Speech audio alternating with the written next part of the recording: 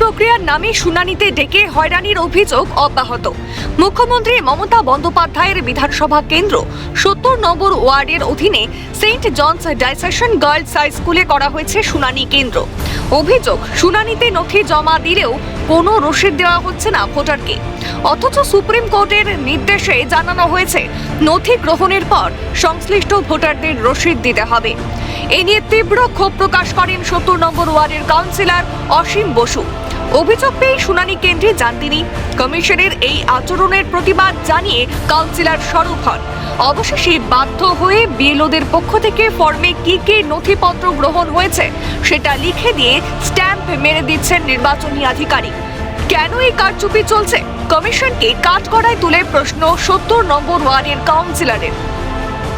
তারা যে ডকুমেন্টস দিচ্ছে এখানে, সেই ডকুমেন্টসগুলো আপনারা জানেন সুপ্রিম কোর্ট তারাও বলে দিয়েছেন যে তাদের লিখে দিতে হবে কি ডকুমেন্টস দিচ্ছে। এরা এখানে লিখছে না। এখন চেঁচামেচি করার পর তখন তারা বলছে ইনস্ট্রাকশন দিচ্ছে বিএলওদের। কেন এই কারচুপি চলছে? যারা ন্যায্য ভোটার কেন তাদের নাম্বার যাবে? কাল যদি বলে যে কোনো ডকুমেন্টস দেয়নি। সাধারণ মানুষের অধিকারের জন্য লড়াই জারি রাখার নিদান কাউন্সিলরের তরফে। এইভাবে চক্রান্ত করে কি করে হারাবে? আমরা মমতা বন্দ্যোপাধ্যায় সৈনিক, অভিষেক ব্যানার্জির সৈনিক।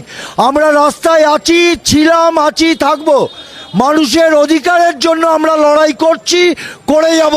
প্রচুর মানুষের অভিযোগ রয়েছে যে তারা যে নথিপত্র জমা দিচ্ছেন সেই নথিপত্রর কিন্তু কোনো রকম কাগজ দেওয়া হচ্ছে না, এবং সেই অভিযোগকে কেন্দ্র করে কিন্তু পরিস্থিতি উত্তপ্ত হলো। ক্যামেরা অপূর্ব দেবনাথের সঙ্গে খালিদ জামাল, ক্যালকাটা নিউজ, কলকাতা।